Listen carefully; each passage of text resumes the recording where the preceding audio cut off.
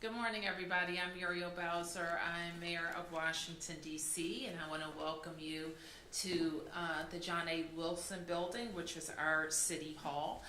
Let me start by thanking the D.C. Snow Team. Let's give them a round of applause.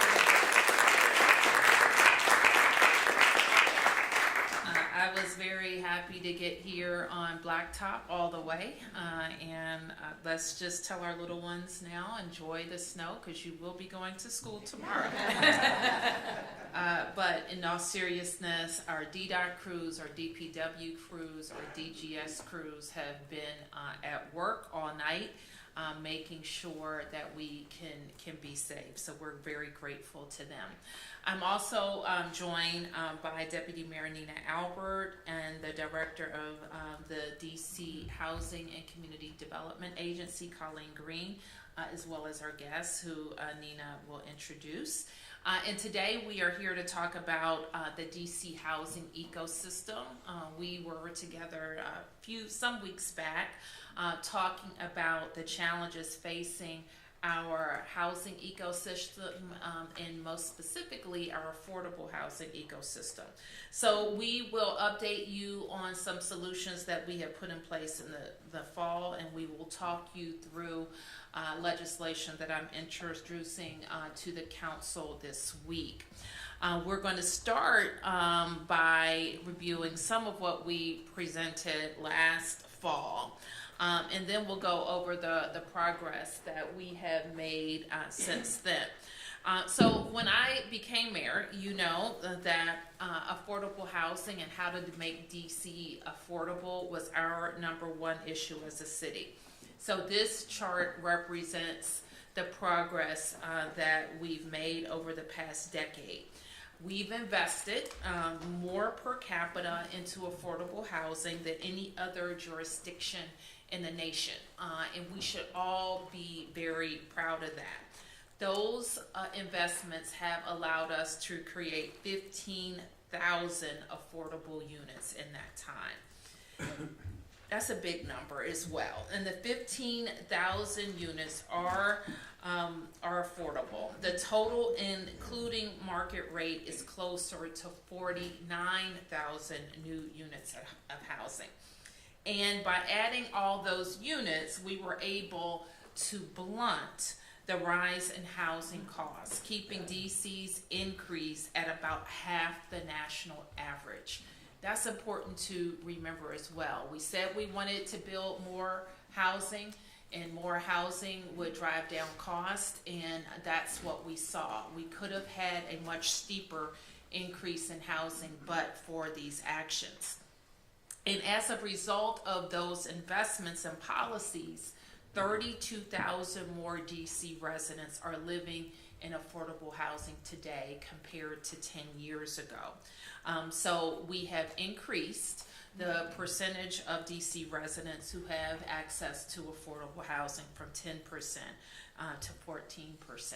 So we know with steady investment, our progress will also be steady. But here's the problem, and this is what we went over in the fall. Our progress, those investments are at risk. And more bluntly, we are at risk of losing affordable units because too many people aren't paying their rent.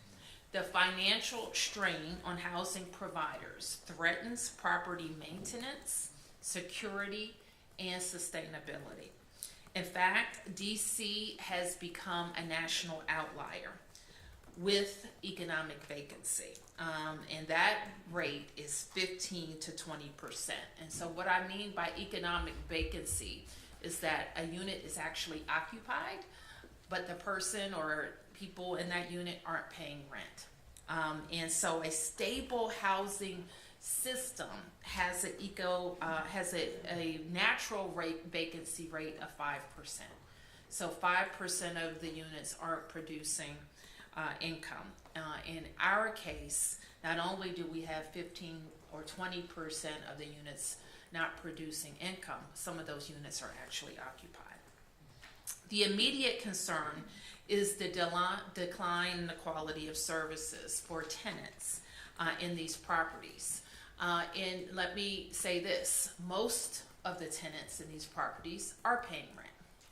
And because of the people who aren't paying rent, we see an inability for property owners to invest in those properties, provide security, and long-term maintain ownership and affordability of those units.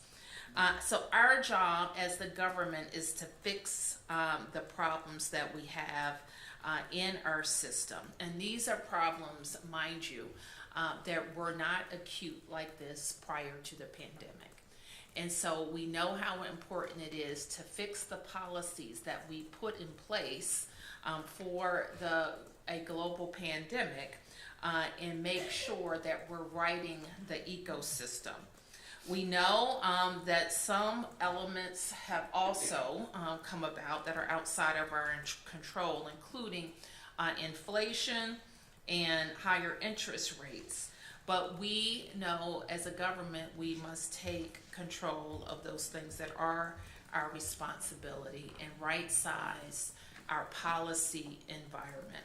So with that, I want to turn this over to Deputy Mayor Albert to talk a little bit more about what we're seeing and what our solutions are. So I'd actually like to first, one of the very first things that we did is we started to truly understand what the needs of the marketplace are right now to stabilize our existing investments, was to shift our approach to DHCD's RFP. Historically, over the last 10 years, DHCD's been able to offer, on average, $100 million of HPTF in funding to produce new housing. This year, we recognized that we needed to shift the use of HPTF dollars to preserving existing housing. And so with that, I'd like to turn it over to Director Green to share some of the results of that RFP. So good morning, or good afternoon. So we received 69 applications for assistance in this RFP, which is representing 18% of all affordable housing units in DC. They requested approximately $144 million to address the various things that would cause their properties to be at risk of foreclosure and to address economic vacancy. In addition, we asked for information from other properties that may be naturally occurring so that we can get an understanding of what the overall challenges are in the current market as well. And also DCHFA announced a portfolio stabilization grants program to also help address this issue amongst the affordable housing properties of about $10 million. To date, they've had 116 properties apply for assistance, and 30 properties have received $6.2 million. 3.8 million have been reserved for 25 additional projects. DHCD has approximately 170 or a little more than 170 projects that are on their watch list. So this RFP addressed approximately 40% of those projects. And when we saw the need in the market, we looked to get out in front of this early. So we hope that this stopgap measure will be really fruitful in terms of preserving homes for people, and they won't be lost. In addition, this also supported the ERAP legislation changes that we asked for last year that to stave off long-term eviction processes so that people could understand the need for them to get back to basics in the contract between landlords and tenants, and to make sure that we had housing paid for and all the things that needed to be done paid for. So since then we've already seen judges using their judicial discretion, and the trial dates continue to lag, and we are hopeful that moving forward we can see some changes in legislation that help promote the market, the housing market, so we can get back to production of units, which is what we need. But we have preserved a number of units with this RFP and all of the work that we've done so far. So the emergency legislation that was introduced and enacted by the council in October was a first start. The reality is that we know that there's more that we need to do. The district has led in the production of affordable housing in this region and frankly across the nation. And so it's important for us to be able to navigate through the current market conditions so that we can get back to the place that we were at, which is producing more affordable housing and producing more market rate housing as well so that our economy can grow. So what we are looking to do under the Rental Act, rebalancing expectations for neighbors, tenants, and landlords, is a piece of comprehensive legislation. So as I walk through it, might feel a little bit here and there, touching different pieces of the ecosystem to make sure that we are continuing to be efficient so that we can protect, first and foremost, our existing affordable marketplace. We also want to be able to strengthen our local housing ecosystem.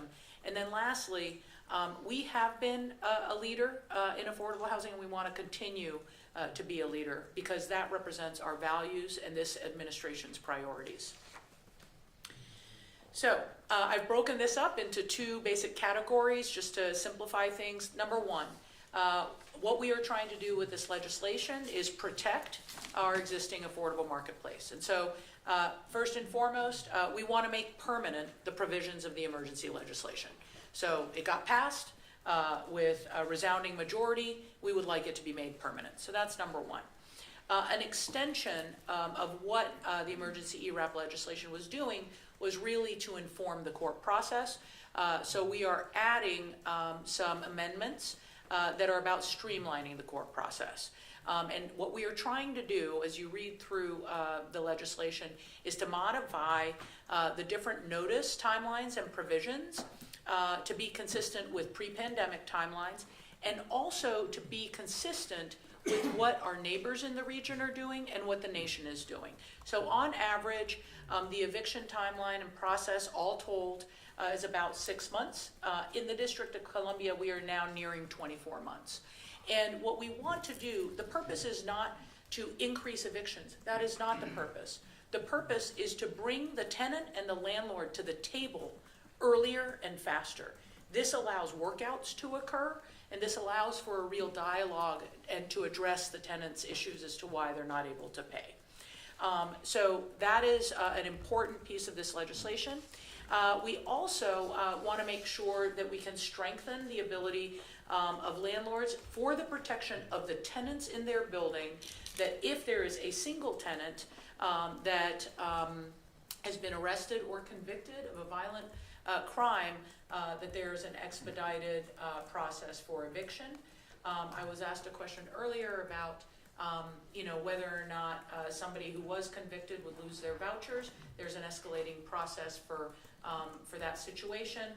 So multiple measures are put in place to protect either the person who's arrested and convicted, but most importantly, or as importantly, for the other tenants that are in the building.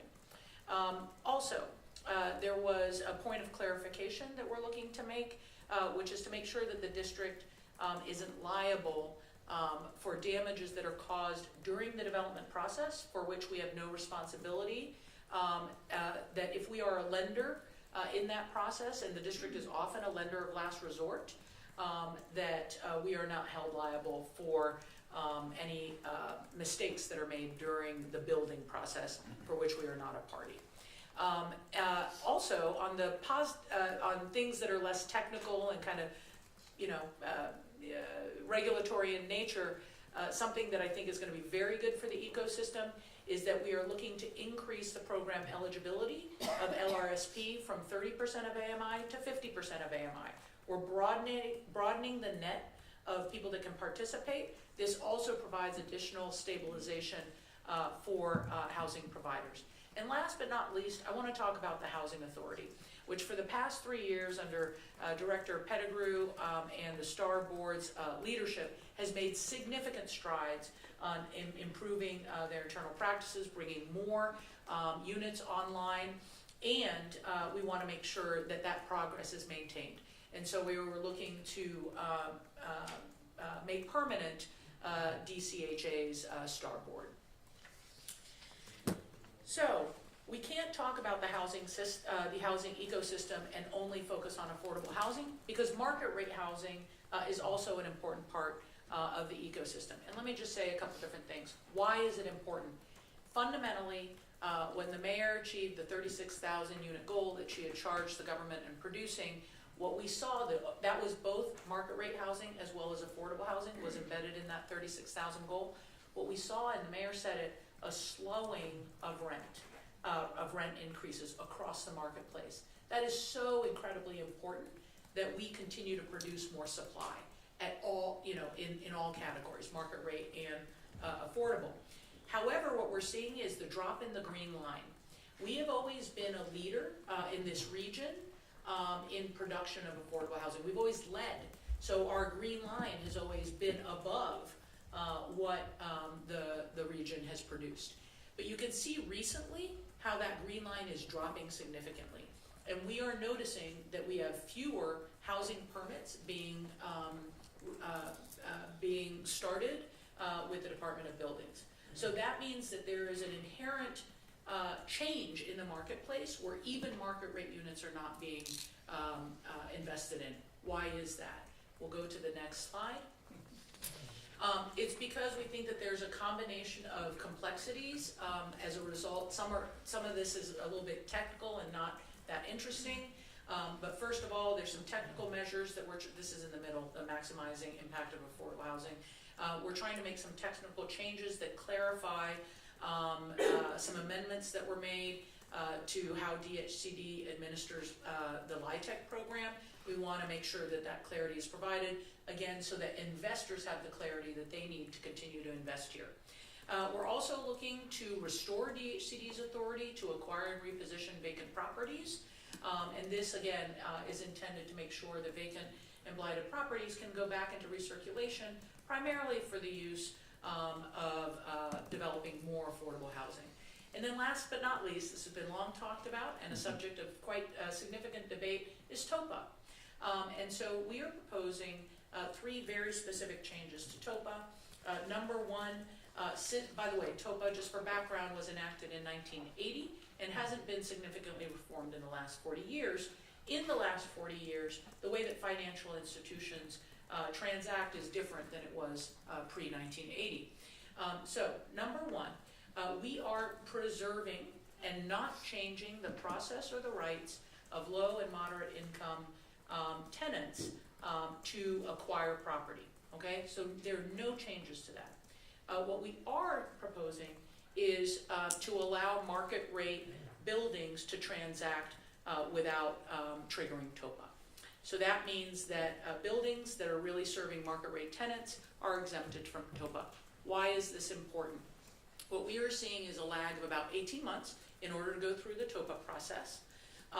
Market rate investors in residential real estate are making choices, and they're seeing that 18-month delay in being able to sell property, and they are choosing not to invest in DC. So that's number one. Another incredibly important reason that we want more market rate transactions is because every time there's a market rate transaction, that incurs transfer and recordation taxes. Those transfer and recordation taxes go immediately to fund HPTF. So it recycles money back into the affordable housing marketplace. I just think that the market is already aligned. We are not touching the rights of low and moderate income tenants, and we're preserving the intent of TOPA, which was always to prevent displacement and to maintain affordable housing. There's 2 other quick things about TOPA. We are exempting lender-to-lender refinancings, purchasing of loan portfolios, and recapitalization events.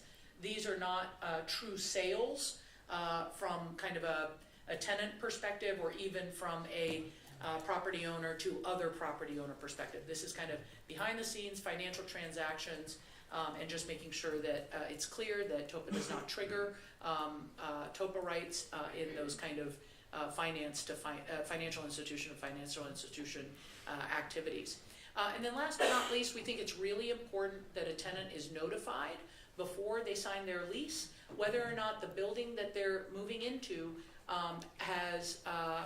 an exemption from TOPA, or if it continues to have TOPA rights. And so a tenant can make a choice up front whether or not to move into that building. So with that, we've shared a lot of different information with you. We believe that this bill is an important step in making sure that the district continues to be a great place to invest, that our economy continues to grow, and that our residents have quality and affordable housing. And with that, Mayor, I'll turn it back over to you. Well, thank you for that. And I want to thank everyone who's come to talk about where we are, how the government, lenders, affordable housing providers are all playing a part in making sure that we're preserving the units that we've already invested in, and we get back to, as Nina said, to positive production. And that's going to take a lot of investment. What I'm very proud of is that when we've come to the council and when we've gone out to DC residents to talk about how important it is to make these investments, we've agreed as a city that it remains one of our top priorities to preserve and produce affordable housing in the district. So the things that we're doing right now are so necessary to kind of stop what we've seen happen over the last several years, but also position ourselves for more investment for producing affordable housing in the years to come. So I'm just grateful for all the work that everybody has done, and I'm interested in the conversation. So we're just going to do something new. We have invited a number of providers to the table. The reason we think it's important to invite this group of tremendous women, may I say, to the table is because they are managing, developing, investing in affordable housing all over the country, and they are highly regarded and respected contributors to housing. So I'm going to ask each one of them a question. I'm going to start with Janine Lind. Janine, you are the president of Community Development Division of Enterprise Community Partners. Enterprise is a not-for-profit housing developer, one of the largest in the U.S., as well as a capital provider to other developers. So here's my question for you, which is, could you just share your observations about how conditions have changed in D.C. Compared to whether or not you're seeing the same dynamics across the country? Thank you, Deputy Mayor Albert and Mayor Bowser and Director Green for having us here. Again, I'm Janine Lind, President of Enterprise Community Development, a division of Enterprise Community Partners, and we are the largest mission-focused affordable housing provider in the region. And Enterprise overall serves a lot of developers across the nation. In my 30-plus years of doing this work across the country, I've never seen anything like what we're experiencing in D.C. COVID affected all of us across the country, but the impacts continue to be felt very deeply here, more so than anywhere else when I talk to my colleagues nationally. And what is really unique here in the district is that you've heard the mayor say this, first and foremost, our rent collections are at an all-time low. And to put that in perspective, for Enterprise Community Development, in 2021, we were on average running an annual $1.3 million in unpaid rent across our 17 properties in the district. Very manageable for us to work through and continue to work with our residents. In 2024, last year, that was over $7 million. That becomes unsustainable for the projects to really bear. 20% of our residents are not paying their rent, and at some of the properties, it's as high as 50%. In other parts of the region, Maryland, Virginia, and Pennsylvania, where we have properties, we are collecting on average 96 cents to the dollar for every rent dollar owed.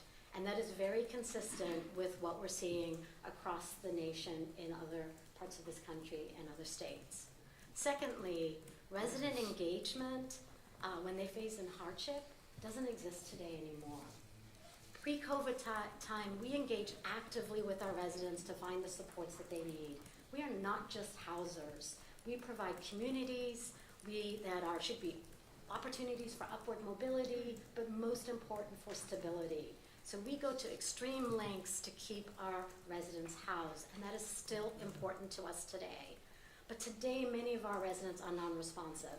And when previously the court systems helped us facilitate that, they don't today. And we don't see that issue anywhere else in the country. The court system isn't that bottleneck or that challenge to work through. And for us, we will continue to work with our residents, and at the same time, it's compounded with them not doing their recertifications if they have a Section 8 voucher. So it's not just their rent that's not collected, but also the subsidy doesn't come to the properties anymore. Thirdly, on the development front, the traditional tax credit housing investors and lenders are staying away from the district. They won't provide equity for us anymore. They won't provide loans anymore. So that's a risk for us at Enterprise Community Development and other developers, because we have projects out there that we acquired, naturally preserving affordable housing communities that we wanted to redevelop and make affordable in perpetuity that are now on hold. And we don't have the funding to be able to actually redevelop these communities, which puts them at risk, because some of those in the enterprise portfolio have loan maturities coming up this year and next year that have gaps that we have to solve, and certainly today are not sure yet how to solve them. And secondly, those that require recapitalization, because we need to redevelop the aging building systems to preserve the buildings and the affordability, we can't do those. At Enterprise Community Development in 2024, we put $12 million into our DC properties alone. And because of that, the investors that we've worked with across the country just don't want to invest in the district anymore, because now it's our balance sheet that's at risk. And they are also questioning investment in the other states that we do business, which is difficult for an organization as us who has a pipeline that we can't move forward. And then finally, it was mentioned as well, all of these issues are compounded by increased operating costs, which is a national issue. Insurance costs have tripled in the last 2 years. And that there's no room in the operating budgets to cover that. So nationally, that is an issue that needs to be addressed. In addition to all of these things, it becomes more difficult for us to hire great people to manage our properties and serve our residents in the district.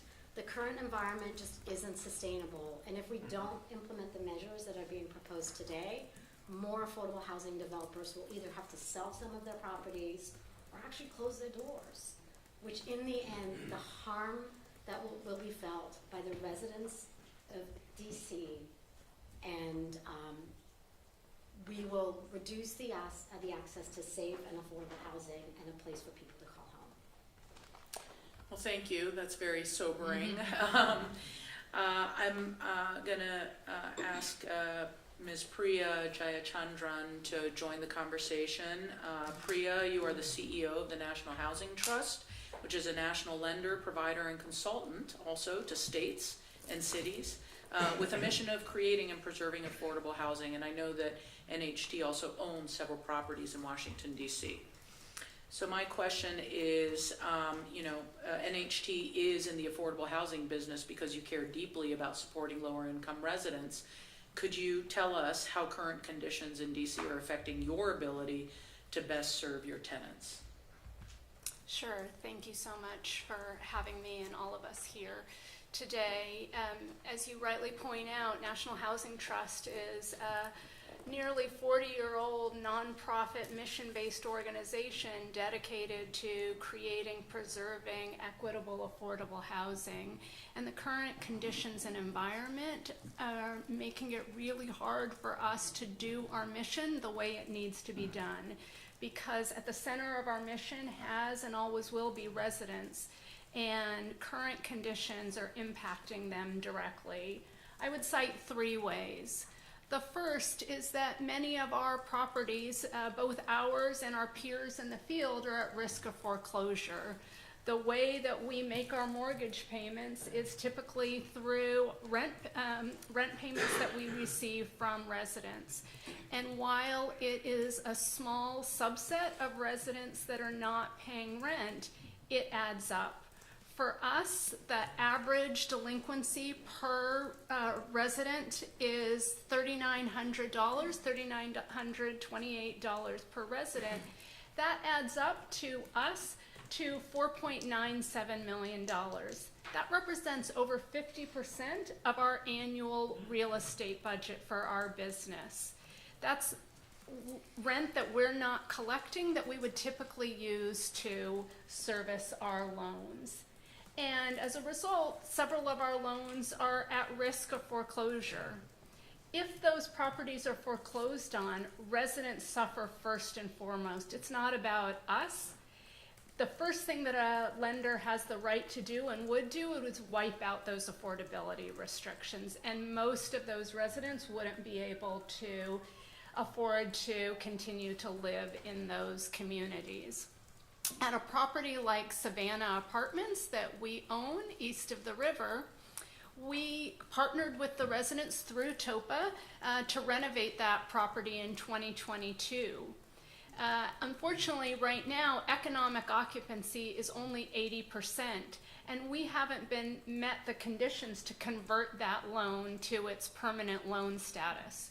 We recently qualified to move forward with DHCD's underwriting for HPTF, but we'll still need a concession from the lender on the occupancy requirements in order to keep Savannah Apartments out of foreclosure. The second way that residents suffer is building conditions. We use cash flow from properties to continue to invest in decent, safe, and sanitary conditions. And I'm not proud to sit here as a mission-based owner with some of the conditions in our portfolio. With arrearages of $4.7 million, that means that not only are we not collecting rent, but we've got this deficit that we're carrying that affects every part of our business, and we can't do the normal maintenance that any real estate, any affordable home needs. And at properties like Galen Terrace, a Section 8 community that we own east of the river, we've got water penetration, we've got lights in the parking lot that are out, we've got eroding surfaces and pavement, not to mention all of the deterioration in people's homes that we have no cash to deal with. It doesn't feel good to be a mission-based owner and in some ways to perpetuate conditions like that, but without cash flow, we have nothing that we can do. And then the final way that I would say tenants are suffering is through the lack of future housing that they and would-be tenants aren't going to be able to access. It's wonderful what the district has done with HPTF to be able to address some of the troubled properties, but those are funds that normally would service our new pipeline of affordable projects. At NHT, we have a pipeline of 796 new affordable homes in the district. Those are 796 homes that aren't going to come online anytime soon because those funds aren't available for tenants and those new tenants to be able to preserve and create that new housing that is desperately needed. So residents are suffering every which way by this crisis. So I know we're getting a little bit long, but I would like to just, Amy, I'll ask you to be available for questions, but I would like to just give an opportunity. We've heard from two large not-for-profit affordable housing developers.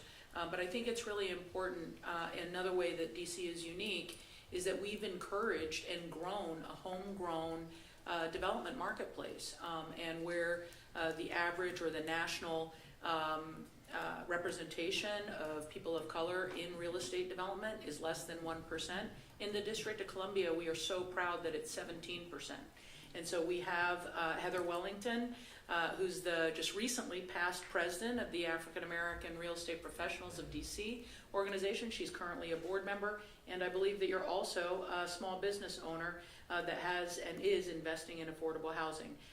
So just if you could just share a little bit of how what's going on in the marketplace is maybe different than what you thought you were getting into when you started your business. I think that that'd be a great contribution to the conversation as well. And then, Mayor, I'll turn it over to you for questions.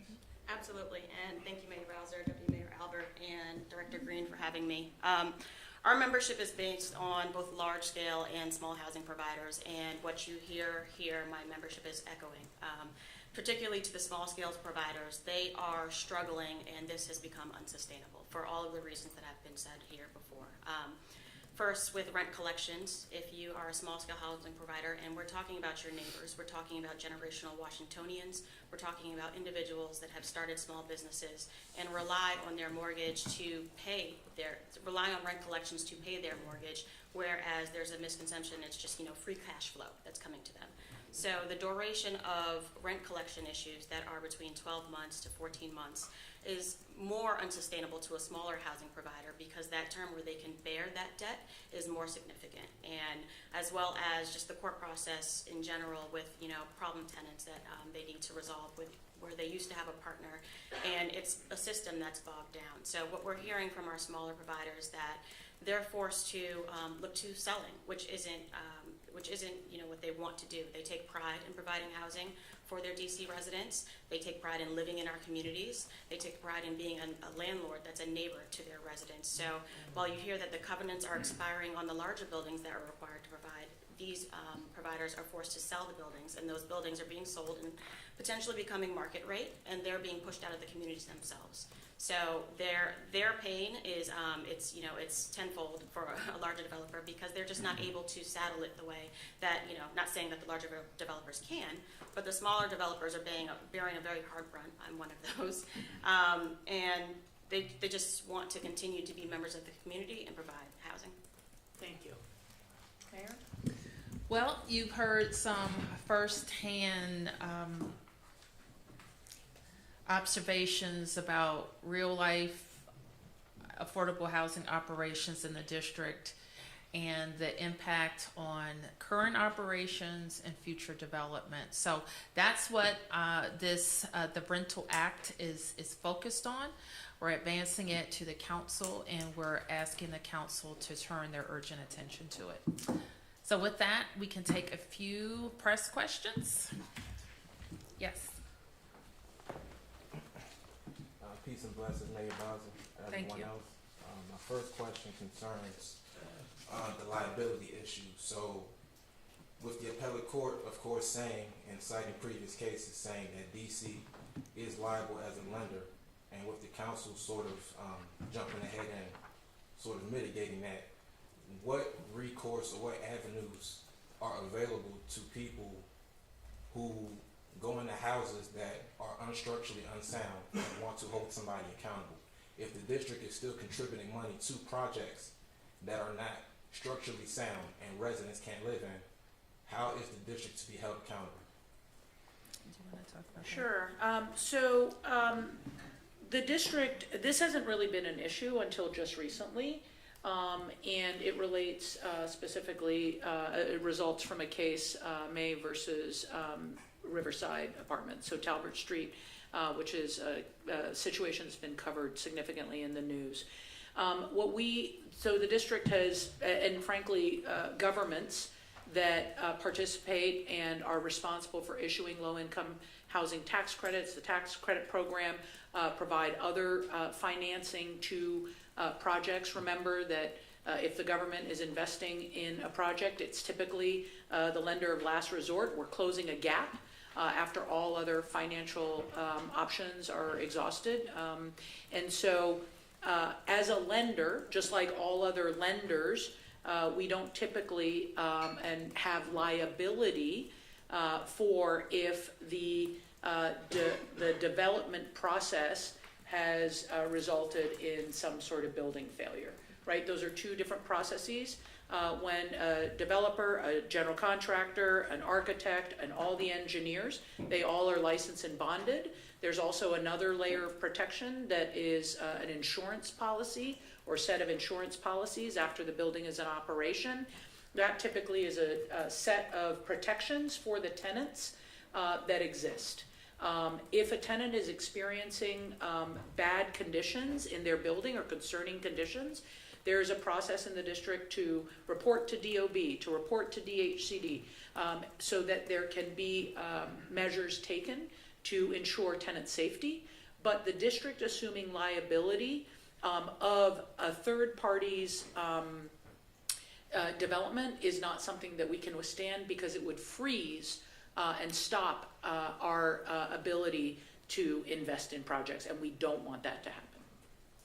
If you don't mind, I have a follow-up and just one more question. Please bear with me. So, given all that you say, and we are in precarious financial times, how does it feel, with the district investing in development that is structurally unsound? How does that sound, as far as the district doing that? Pouring millions of dollars, even if it is the last stop, doing that so that residents can't even live in the house. Like, how does that feel, and how is the district going to mitigate that, either by vetting these developers and making sure that they have a good standing as far as their ability to produce quality housing? Well, let me jump in. First of all, I don't think there's much more that we're going to say about a specific instance that's being litigated. It's widespread. Okay. There are different properties across the district. Okay. If you go to Care First property, if you go uptown, there are developers who are creating property that is structurally unsound. So this is a widespread issue. And once again, the appellate court said that the district was liable, and they cited a case in the 1980s speaking to that. So if the district is investing money that is not leading to residents being able to live comfortably, what recourse is there to ensure that they are vetting the proper developers? So I started this conversation talking about $1.5 billion that we've invested in affordable housing that created 15,000 units of affordable housing and an ecosystem that produced 49,000 units of affordable housing.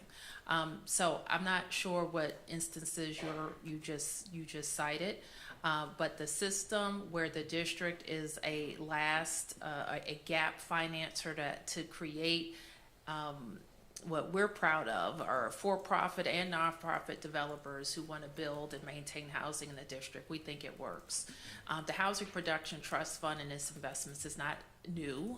We've been doing it for many years, and that's why we are leaders in this space. Any other questions? I did have one No, more that I I think cited, if you don't mind. I do mind. I want to move on to Felicia. somebody else. Afternoon, everyone. Felicia from ABC7. This is for Ms. Lind. I know you also touched on the issues with cash flow and addressing issues within properties. I bring this up because I know you mentioned some of the properties have some serious issues, and it led to, I know, the lawsuit with OAG where you have to do a settlement for the conditions in there. This act addresses the tenants section of that. You brought up also insurance, cost of product, as well as staffing. How does that get addressed so that these properties can be fixed? And then also, for example, tenants that do have vouchers in or Section 8. I know, for example, one resident is paying $200, whereas they would be getting governmental funds for $2,200. So you are getting $2,200. So where is the cash flow missing in terms of addressing issues within the buildings? So you have a couple of questions in that one whole question. I'll try and address them all.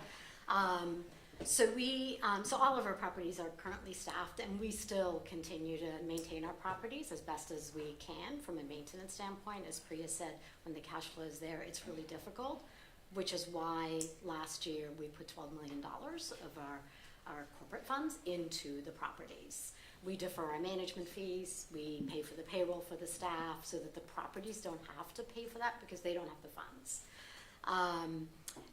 Yes, we are continuing to get some subsidies, but if residents, a lot of the residents that aren't paying rent are also not recertifying. They're required to annually recertify for their Section 8 subsidy. If they don't do that within 90 days of that annual deadline, then the subsidy stops flowing to us. HUD turns it off. So we are not receiving the subsidy on top of not receiving their rent. And we have offered every single resident that it has a past-due rent balance, full rent forgiveness if they just come in and start paying their rent on time going forward, and if they have a past-due recertification, to come in and recertify. And we've had less than 5% of residents take us up on that. And that to me, because that has worked across the country in other locales, and I have no idea why it's not working here, because we will write off that debt. They will not owe it, we will write it off. We just want them to start paying their rent going forward and do their annual recertification, so the subsidy starts flowing again. Because then that cash flow will start coming in, and we can keep doing the things that we need to do. Yes. Deputy Mayor Albert, you mentioned that this legislation aims to modify the eviction timelines. Could you give some specific numbers on how this legislation actually would shorten the timeline or change it in some way? Yeah, so there's, I can go, well, I can't go item by item, but for example, I'll just give an example of what the timeline includes, and it is prescribed by law, these timelines. And so, for example, typically, if somebody fails to pay rent 1 month, there's a grace period, and then the landlord is required to notify the tenant, hey, you know, you've failed to pay your rent, you have, 30 days to pay your rent, right? So this is something that many people are understand. So that timeline, thank you.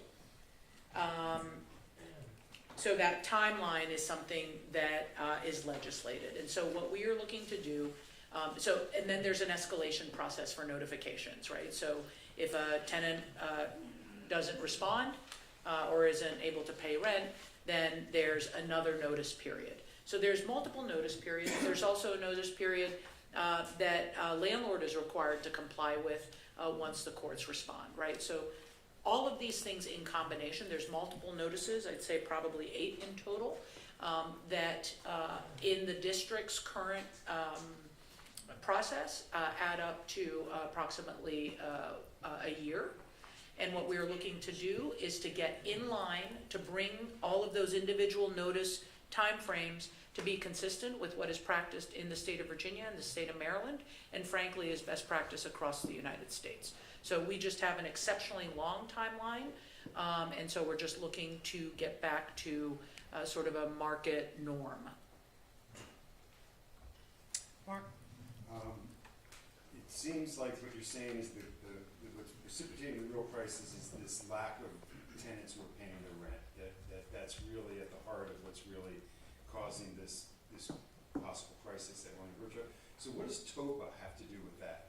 Well, I mean, I get the eviction process, I get the other things impacting that. What does TOPA, taking away tenants' rights through TOPA, have to do with offsetting this crisis of people not paying their rent? Well, we're talking about more than that, Mark. We're also talking about how to get back to production and how to attract capital back to our market. So you don't hear developers saying that their banks don't want to work in DC, but they're seeing that our policy environment has changed around the payment of rent, but also in how to invest in new projects.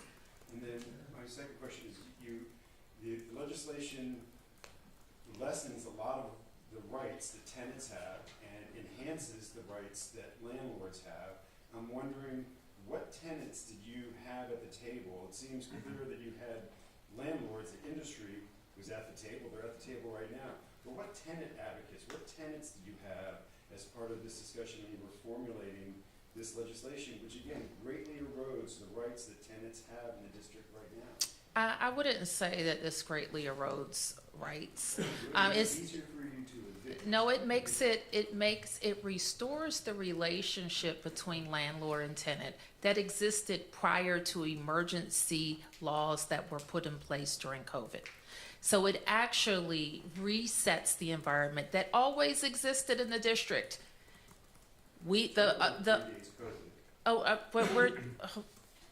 No. That's a huge right that you're taking away from residents, Well, the ability to negotiate when their building goes up for sale. That's an enormous bargaining chip for tenants who live in admittedly substandard buildings. No, Mark. Perhaps you didn't understand. very technical things that we're changing to TOPA. And the other part of it has nothing to do with affordable housing. It impacts market rate housing. And the point of TOPA was to help maintain affordability for people whose buildings might have gone for sale. I don't think, now we'll have this debate, that it was ever intended for market rate or higher buildings. So that's what we're focused on. This is a 40-year-old law that was meant to help people be able to buy their homes when they went up for sale, that for people who are in affordable housing. Now, look, we can have a debate about whether it's meant for, luxury housing or, market rate housing, but that's what's in this bill. And what we also know is that when we're talking about getting back to production, what slows people from wanting to build or invest in the district is this notion that their sale or their transaction could be delayed by 18 months to 2 years, or that their sale or their transaction could be made more expensive, not because the building is getting better, but because they may have to make payoffs in order for those transactions to proceed. So that's what we're talking about. Now, people have been unwilling to have that conversation because of what, the question you just posed me. But what is the ultimate cost to everybody else? I appreciate it. To my original question, what tenant advocates, what tenant sat at the table when you developed this legislation? I will say this, and I'll turn to my DMPED and DHCD colleagues to talk about the process. But certainly, I want to be clear, this is focused on production. This is focused on how we may preserve the units that we have, and that we produce more. And so this is a supply-focused piece of legislation. And I can just say this conversation about how to address TOPA and modernize TOPA has been in conversation for over a year.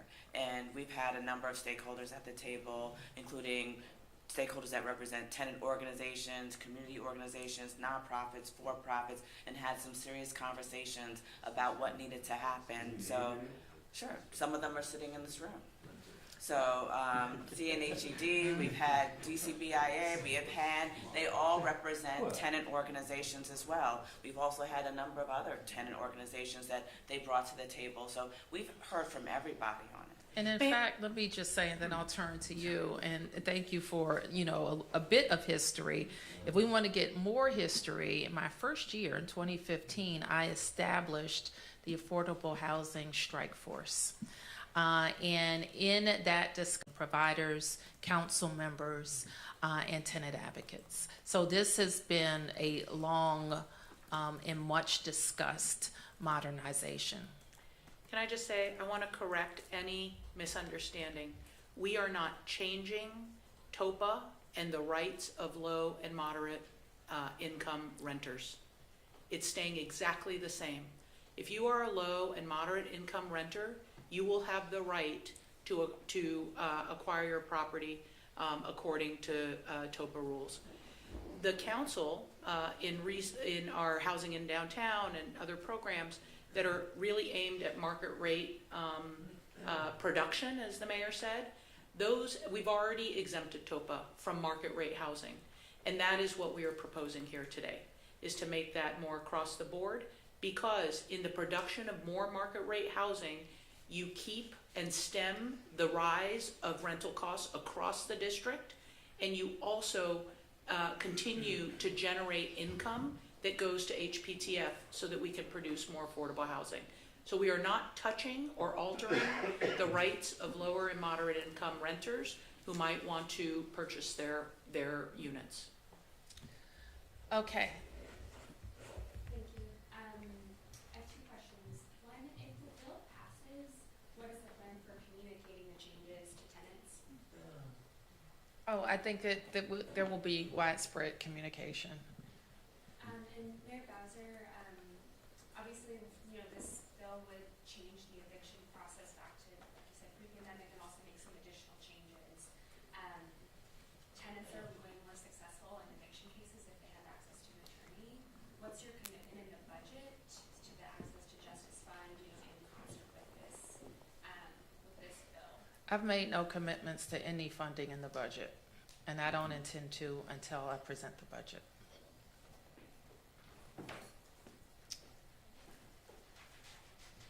I will just say that DHCD through their community development organization partners does have eviction prevention and counseling services through their community-based organizations. So that's always been there, still there, and anyone that needs it can avail themselves of it. And their information is on our website. Thank you. Ben Peters with the Washington Business Journal. It seems to me like the emergency legislation approved last year was designed to address many of the issues that this bill is also designed to address. I'm wondering if maybe that didn't work as intended, and if that's the reason that these issues are being revisited, or if, or kind of why this is being done now and didn't happen back then with the emergency legislation. Well, the emergency was always singularly focused on ERAP, and we said at the time that we would have a more comprehensive piece of legislation.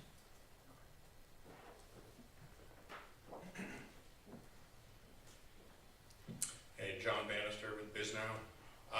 Two questions. One on this bill. Have you spoken with Chairman Mendelson, with Housing Committee Chairman White about this? What's your level of confidence that this will pass through the council? My staff has briefed both of their staffs on this, and my expectation is that the council is going to take a hard look at it. A lot of our housing issues, and this includes some other things that are kind of past due, including I don't know what the word is, reconstituting the the Housing Authority Board, the STAR Board, and so those things have to be done. And so in fact, I'll have these direct conversations. We hope that we're able to get a commitment to a hearing before I present the budget. Yeah, and then in the budget, are you planning to propose any more funding beyond what DHCD is awarding now, specifically to buildings that weren't eligible under this latest round? There's a lot of, naturally occurring affordable housing that haven't received prior subsidy, but are still facing, 15 to 20% economic vacancy, as you say. So are you considering proposing funding to help stabilize those buildings? Well, as I told your colleague, I don't talk about my budget at this stage. Yes. Yes, Mayor or Ms. Albert, I was just wondering, we all have heard about President Trump's executive orders that have placed restrictions on certain federal funding for a whole variety of programs, and some of those are targeting people based on their gender identity or so-called transgender stuff. I'm just wondering do you see any potential threat of a cutback in federal funds for any of the city's housing programs if a potential housing provider might discriminate against someone based on their gender identity? Lou, I'm kind of going through my mind of the executive orders that have come out and also the Biden executive orders that were rolled back. So my team, we're keeping a running list of those areas of concern. So I think that the transgender community is right to be concerned about policies in all sectors, as we are. But as we encounter specific policies, then we will raise them. Yes. Two questions. So for the low income affordable housing tenants who engage TOPA, what resources will be provided to them so they can successfully navigate that process? And my second question is in regards to the eviction process. My understanding was that back in October, when the legislation passed, there was a provision added that would give deference to domestic violence survivors. So what are the conversations around that? Does the process, as the legislation currently outlines, does it work in favor, or does it provide some leeway for domestic violence survivors who are, obviously going through important things? Colleen, can you talk about the TOPA? So with regard to regime. TOPA, we do provide assistance through several community-based organizations and that will help tenants navigate the TOPA process. We fund those advocates as well as people that provide technical assistance around TOPA. So those are also available on our website, and we provide funding for that. So any group or organization of tenants that are interested in TOPA process can avail themselves of those services. You were, the last part of your question again? Domestic violence Oh, survivors. yeah. I don't think there's any change, but I don't think there's any change. That's not our intent. All right. Thank you, everybody. Thank